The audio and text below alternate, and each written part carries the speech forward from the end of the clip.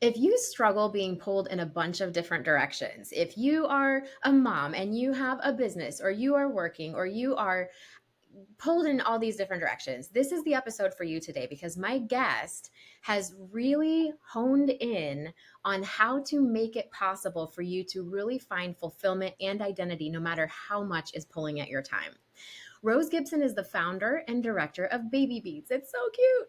A fast growing national franchise dedicated to empowering women to build flexible businesses around family life. Isn't that the dream? I love this so much.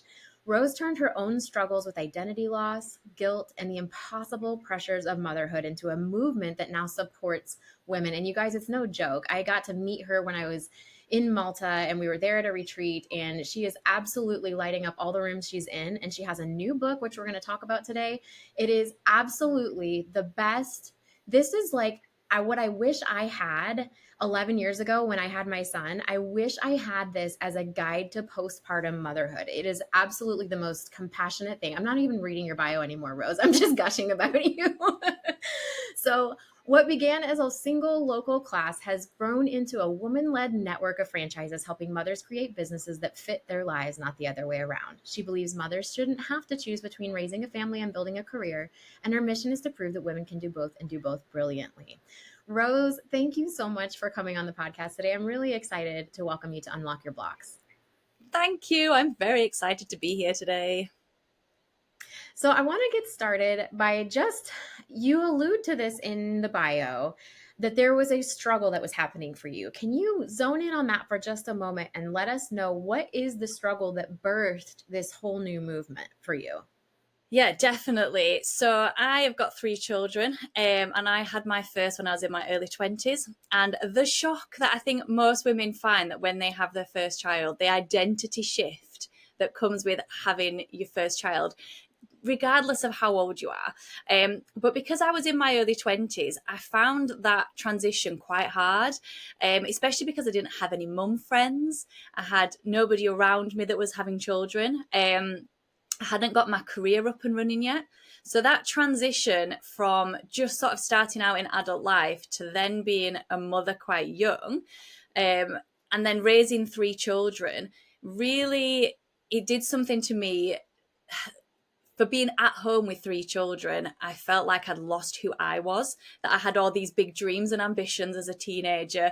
And then I was my children's mother, and I love them. They are the reason why we are here, but I'd lost who I was in that process. And it really started out the journey that brought Baby Beats to what it is today. That's amazing. So you were just feeling that what I said in the beginning is like just pulled in so many different directions. I think there's something really interesting, particularly about women, in that I think we get socialized at a young age to accommodate other people. Yes. And what is not widely understood about that just yet, which we're trying here to help people understand this, especially as we're raising the next generations. But really, when we learn to please others and accommodate others over ourselves, there's not ever a place where we're taught to have a boundary with that. And I can so relate to the idea of completely losing my identity. And it absolutely happened in motherhood. It's also for me happened in relationships. It's also happened in work positions in my career. It has also happened in friend groups, right? So it's that idea that we have to become the chameleon. And granted, when it's motherhood, you are sort of keeping other people alive. So it is a really important, right? It's an important job to do to make sure that we are accommodating those people.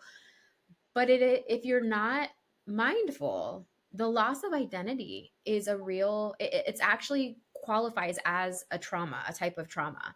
Yeah. So talk to me about, as you were going on this journey, did you ever struggle with sort of imposter syndrome? Like who am I to start a franchise? I mean, that just sounds like such an intimidating thing. Or did you have trouble with perfectionism or anything like this? And what have you seen? This is a two-parter. Part A is, did you struggle with any of that? And part B is, what do you see as the biggest self-sabotage struggles of the women that you're helping. Yeah. You'll have to remind me of those two parts as I get You got going. it. But for me, when we started out, I never started this business with any idea that it would be at the level that it's at. It sort of organically grew in the way that it's developed, which is amazing, and I think that's been the right way for us. But going back to what you were saying, particularly about, you know, losing yourself when you have children, and the fact that we do put our children first, and that we almost then feel a little bit guilty about this other side of us, that, you know, we've got this guilt that actually if I put myself first and something that I want to do, does that make me a bad mother? Does it make me not love them as much? Does it not make me as good as the other mothers that are, you know, either focusing on their career? There's all this comparison that's happening. And I think stepping into that and sitting with the feelings that you're having, really does help. It helped me a lot to sit down and go, okay, where am I now? Ultimately, I was quite bored. And when I sat and looked at it and went, you know, I'm with three little people 5 days a week, which is such a privilege. But for us as young parents, we weren't able to, if I went back to work, it wasn't financially viable because the childcare costs were too high. And um, then it was the guilt of putting them into childcare full time and not actually making any money, but having some headspace for me and going to work. So it's all a conflict, and it felt like a conflict continuously. And I felt guilty that my husband was taking the financial strain of it. I felt guilty that I didn't want to put them into childcare, but at the same time, I was like, but it'd be good for them, maybe. I'm not sure. And listening to other people constantly telling me what they thought was right and how they'd done it and what they thought was best. And I really just sat with it and sat and go, okay, what would work? What are women needing? And actually what I needed was what I then developed to provide for other women as well.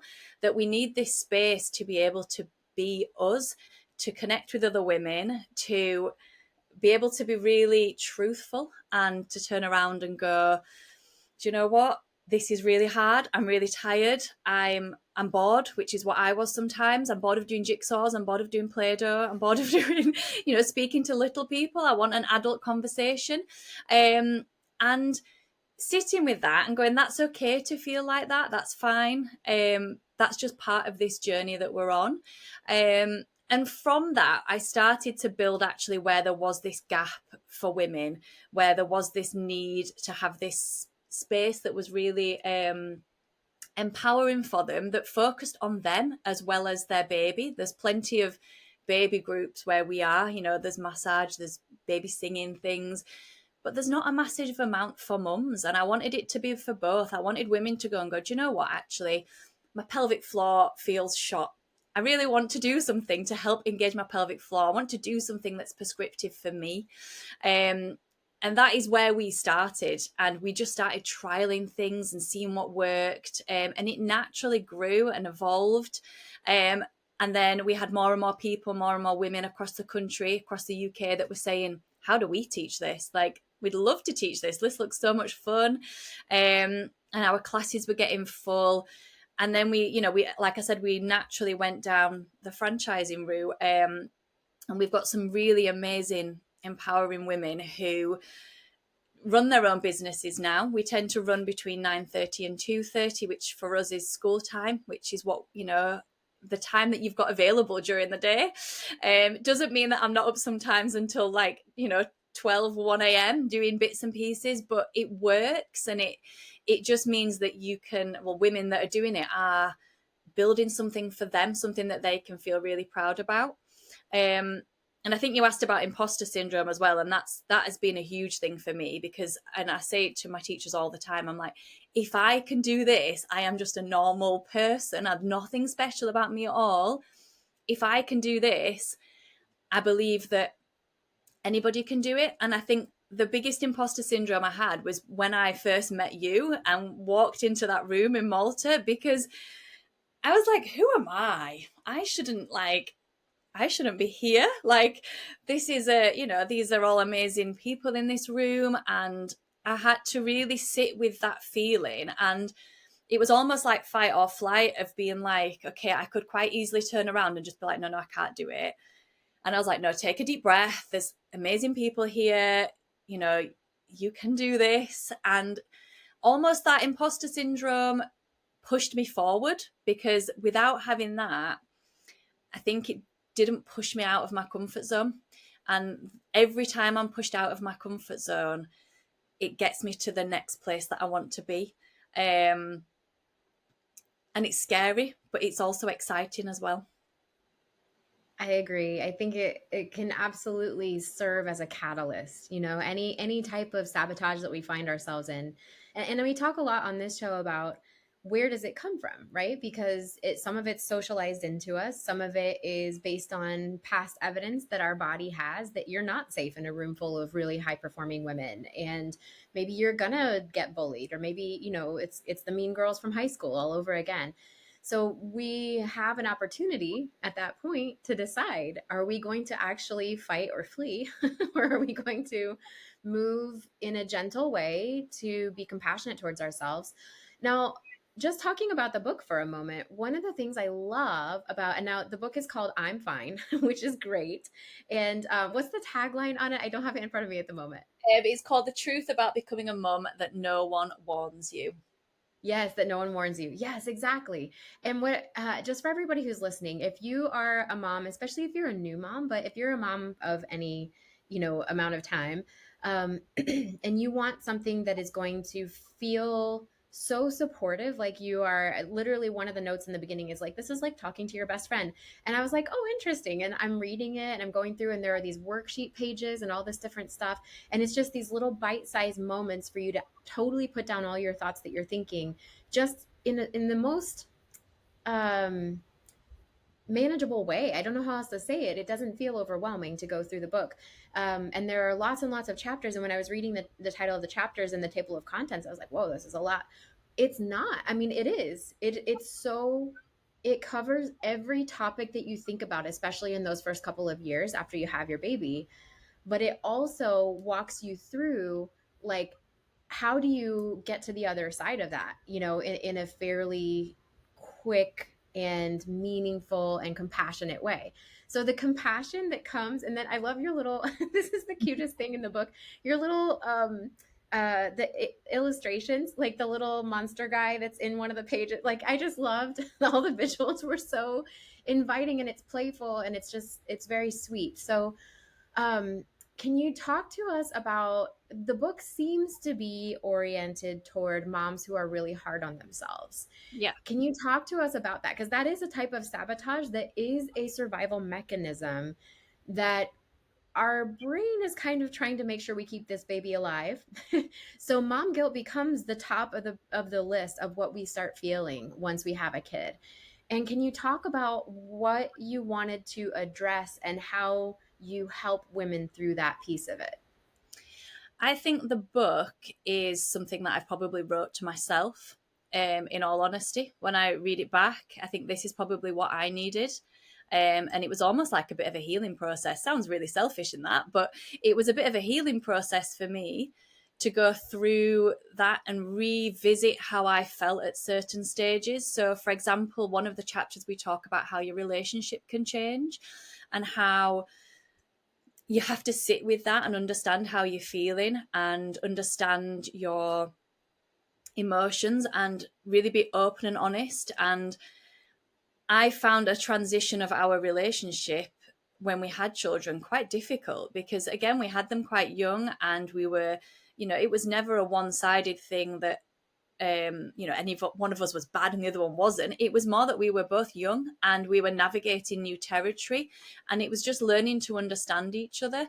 And I think the focus is to sit back and reflect. And I learned to journal how I was feeling about things and be ruthlessly honest with myself. And that was a big learning curve, that going, actually, this is how I'm feeling, or this is what I am doing in this situation, and this is why other people are potentially reacting like that. And learning that I can't control other people and how they're going to react to me. All I can control is myself and how I feel about things, and ensuring that actually I feel happy and I feel content and putting my own emotions and my own responses to things first, rather than, exactly like you said, when you're a mum, putting your child first, which we do put our children first, but knowing that actually we have to be in a place that we feel secure before everything else as well. Otherwise, everything will tumble down underneath us.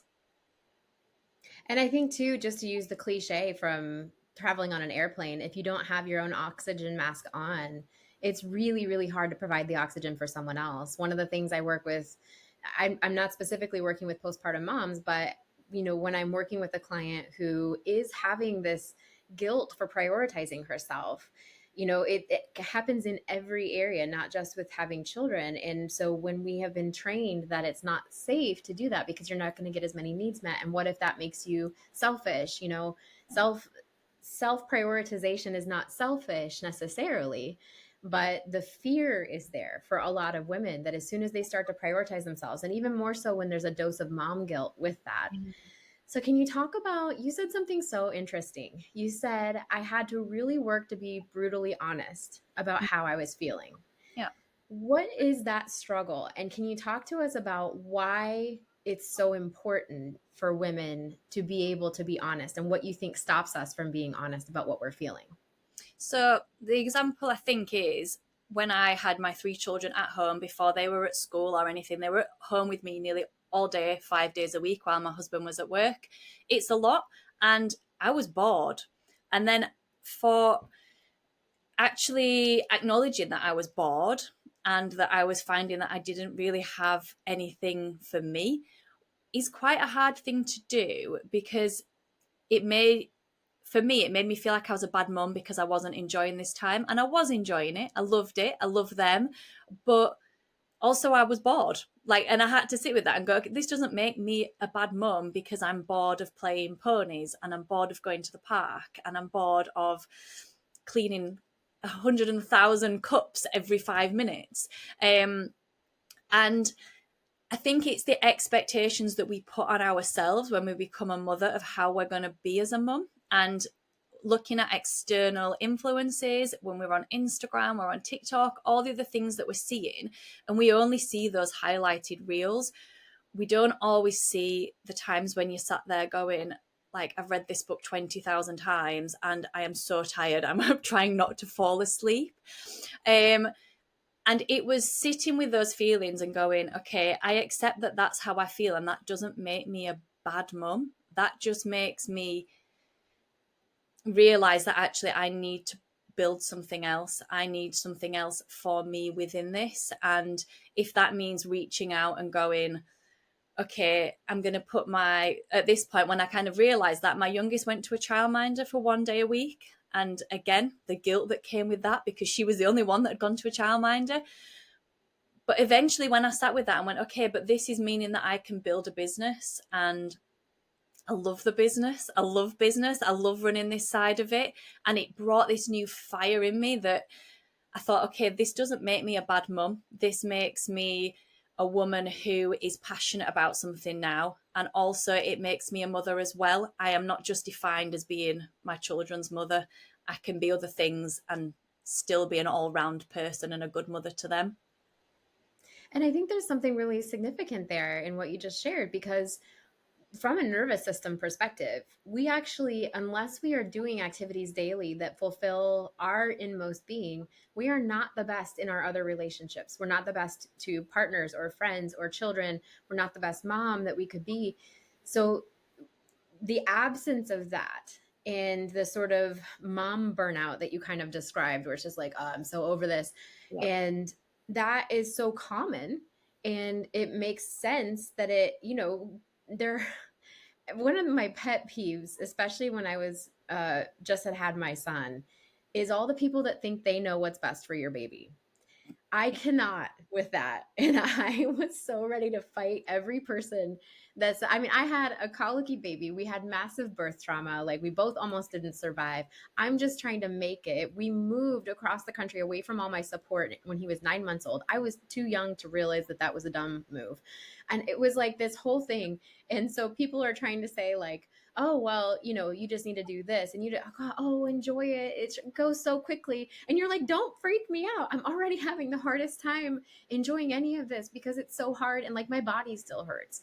Yeah. So, there's this abundance of unwelcome, unasked for advice that's coming at you, but it makes you second guess yourself. Like I would lay there awake and think about the thing that the lady at church just told me, and then, well, she said that I should do this instead of, and I don't know if that is that right? Is it not?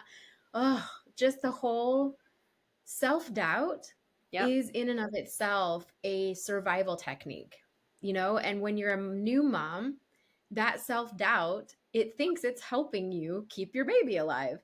But really, that the nearness of the idea, maybe that makes me a bad mom. Maybe I'm a bad mom, keeps us trying hard, but at some point we just burn out under all the pressure. And I love that your book is very clearly trying to reach out to women before they get to that burnout point, and I think that's really powerful. So have you seen transformations then? So I know that you are helping women start businesses. Mm-hmm. Do you work with people in a classroom setting as well, that you are helping them with this mom burnout and the boredom and the finding something for themselves? Yeah, so our classes, our Baby Beats classes, are postnatal sessions for mums and their new babies. So we support women after about 6 weeks. So we have like a postnatal check. So when they've been cleared to do some gentle exercise, and we focus on realigning the body after you've been pregnant and you've gone through birth. So it's all about supporting the body, everything that the body needs, whether it's just coming and doing a little stretch or whether it's coming and doing a little bit of pelvic floor work, core work. We incorporate a lot of skin to skin with baby as well. So we're looking at bonding. And, throughout the country, we speak to hundreds and hundreds of women. And I think this is the stimulus of where the book evolved from, because we would hear, again, unsolicited advice from people, and it's there to untangle the noise of going, okay, especially with the journaling pages. For me, I know some people hate journaling and they find it a little bit weird. I love to doodle. That's why I've left loads of space, because I just love to doodle. And it's just to untangle that noise of, what do you believe? What do you want to happen? What do you want for your baby? How are you feeling?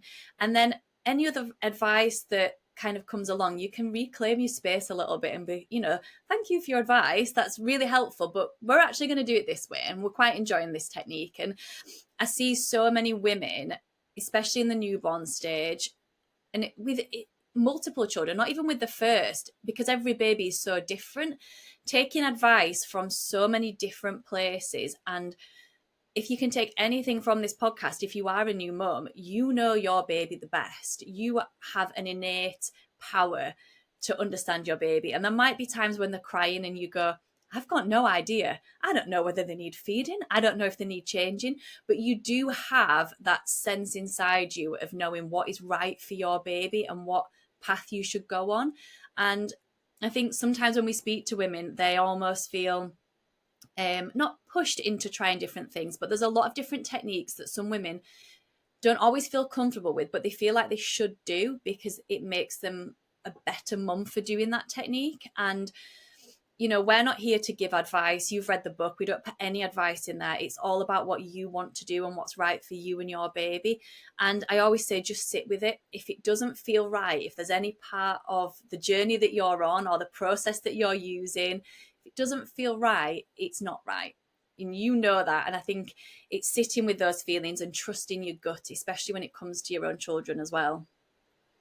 I love that so much. And I think too, something that you touched on is just that fear that we're not doing it perfectly enough, that perfectionism just can really tinge everything. Yeah. Can you share anything about maybe someone you've worked with or something you've experienced in your own experience, where perfectionism or the self-doubt piece kind of has caused a blockage that you needed to work through, or that you walked a client through? I think for me personally, coming from, again, back to that kind of imposter syndrome as well, I did definitely find a blockage as the business got bigger.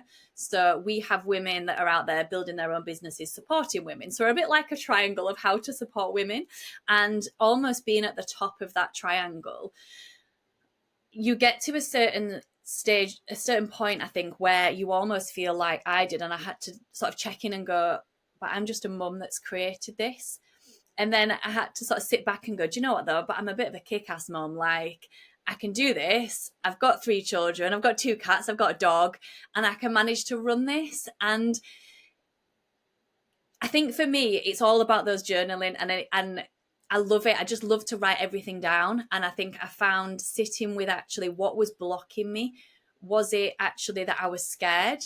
And I was scared of expansion. I was scared of, I think, being burnt. I think I was scared of the media as well. That was another thing of what, people using the word mumtrepreneur. That used to really irk me a lot. I don't know whether you've come across that I think it was an article that came out that said like mum I can't even say it now. I heard mompreneur. Is Mum that, or do they put the T in it? mum I can't even say it Mompreneurs. now. It's entrepreneur but with the mum in front. Mumtrepreneur. Momtrepreneur. That is a mouthful. Yeah, you say it again. Mom, maybe. Momtrepreneur? That is so hard to say. Just do a full podcast on how to pronounce that because it's On really how to hard. pronounce this word. That's the part 2 to this episode. Yeah, but that for me was it sat with me and it was a blockage because it put me as, okay, I'm a mum before I'm an entrepreneur. They were labeling me in this box that actually I wasn't just an entrepreneur. I wasn't a female entrepreneur. I was a mum-trepreneur. And it really had to sit with that and go, do you know what? Actually, no, I'm not. Like, don't label me as something because you see me as almost less because I'm a mum.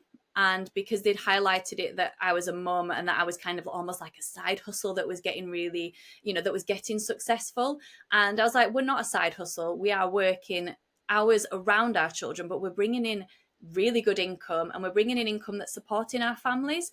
That just means that we are female entrepreneurs, and put me in the box as a female entrepreneur because I was like, that is where our power is. It's not the power that we are solely should be defined as being mums. And I think that gave me a blockage for a while. And I was like, okay, I need to get over that and, step into our power. We're all women. Yes, we are all mums, but we are all amazing at what we do. That's brilliant. And what do you think it was the journaling that really helped you make that breakthrough? Just being able to be totally honest about what was making you angry and didn't feel right? Yeah, I think it was being able to scribble it down and then screw it up and then put it in a bin and then never see it again. And that really helps me in all aspects now. It works for me. My brain, I don't know about you, but my brain is so full all the time of 1,000 things. Even like tonight, it was like, okay, I need to get one child to here at this time, and then I need to get this child to here, and then we've got the podcast, and then I've got to go to work, and I need to reverse engineer my whole life. So I know where I need to be at whatever time. And actually, I do it for everything. Like, I write down my plan of my day, where I need to be at what time, who needs to be where, what kit they need to be on, what meetings I've got, where the meetings are taking place. And it was a tool for me that was very therapeutic. And I think the more I've done it, again, like I said, writing the book was therapeutic as well. The more I've done that, the more I've understood myself. And I've felt like actually I can step into my power and go, no, this is me. And this is how I come. This is how I feel. That's brilliant. And it really does come down to not second guessing yourself anymore, because our ultimate success lies in our system feeling safe moving forward. And so you found ways to really help your body feel safe, saying, well, no, I'm not just defined as a mom. Thank you very much. I am, I am a dynamic personality, and I'm powerful, and I'm a woman, and I'm an entrepreneur. And yes, I am a mother, but it's not all one category in this little box. I love that. Yeah. So if there's a mom listening right now, and and she's really resonating with your story, and she doesn't have the bandwidth to do anything big, what is the one tiny baby step that you would encourage her to take right now to move in the right direction towards her breakthrough? I always say to people when they come to us, especially if they're looking to sort of build something for themselves, I always say to them, write down what it is you want to do and why. So maybe they don't even know what they want to do, but why do they want to do it? So I want to be able to work and look after my children. And then I would answer that with why. So why do I want to do that? Because I want to be there for my children. I want to be there to pick them up from school. I want to be the main caregiver, but I want to have something for me as well. And then I answer again that with why. And I get them to do 7 levels of why, so they can really get to that root cause of why they want to do something. And I've got my root cause of why I started the business up on my office wall. And that is the thing that drives me every morning. And I stand in front of it and I read it out loud. This is why I'm doing this. And I think as soon as you can start to get in the habit of understanding your reason of why, it gives you that energy to take actionable steps forward. I think so too. I think you're really right. If we can stay really aligned with our purpose, it helps so much in not second guessing ourselves. That's beautiful. So I have a couple of questions that I ask each of my guests, and this one is kind of our fun question. What is your go-to pump up song? Because we know that music innately has this capacity to shift our nervous system into a new direction. So what do you listen to when you want to maybe get out of a funk or get pumped up? Okay, so I actually have a playlist for this, and I put the I have my playlist. So I need to find the actual name of the song because I'm going to give you. I don't even know the proper words. You know when you sing songs and you don't actually sing the correct words. So let me find. It's a Little Mix song. You guys have Little Mix over there, right? I love Little Mix. Oh my goodness, absolutely. And there are so many things that they have that are so empowering for women. Yes. Like all of their music is so powerful, I think. Yeah. So my favorite one is called "Change Your Life" by Little Mix. Love it. Love it. Put it on really loud and just the chorus. I'm like, yes. I love that. So fun. And if you can move your body, like, it really it can shake things up. I love that. Yeah. And then final question before we let people know where they can find you. If you only have 5 minutes for self-care, which is kind of our lifestyle as moms, what is your go-to self-care for that small amount of time? I love being outside. So for me, it's going outside. If you can, and again, depends on the floor that you're on, shoes and socks off. I am a shoes and socks off kind of person. Get your feet on the ground outside and just feel the air. Just get yourself away from whichever environment you're in, just stepping out of it for 5 minutes. I mean, I'm same as you, I love a dog walk, get me outside. But if you've only got 5 minutes, just get yourself into a little bit of fresh air, get yourself out of the environment that you're in, especially if you've got a new baby. I think that's really important. As soon as somebody walks through the door, even if you hand the baby or the young child or the toddler and goes, I just need 5 minutes, just get yourself into a different situation, whatever that is. Even if you go hide in the toilet and scroll on TikTok for 5 minutes, just to get yourself out of the environment that you've been in and just to reset yourself. I think that's really important. But for me, I just love grounding. I think it comes from doing yoga and Pilates. I just love being barefoot, get me on the floor. I think that's just such an empowering place to be. I totally agree. And whenever it's warm enough to do that, I love just going out and walking in the backyard in the grass and then maybe sitting on the hammock for a second. But the outside component is so powerful for the nervous system. I love that. I think we Rose, get thank you so much. about 2 days here, Alyssa, of that sort of weather. Usually wearing coat, hat, and then I'll go outside. That's true. You guys don't really get that weather very often. I'll send you some next time yes. Please. I'll send some over. I'll send you some sunshine. Thank you so much for coming on the show today, Rose. I just really appreciate your perspective and your candid responses and just the way that, just like in the book, you are so honest and you do bring this element of compassion and validation, and you're just one of the best cheerleaders for moms I think that there is anywhere. So where can people find you if they want to connect with you from here? And this will also be in the show notes for everyone who's listening. So you can search for us at Baby Beats UK or Baby Beats HQ. Usually if you just put Baby Beats in, so BABYBEATS, on all different social media. And if you want to find our book, if you just search on Amazon, it's I'm Fine. And if you pop Rose Gibson next to it, it'll bring it up. And it's the one with the big blue background and the mum with the baby and the toddler.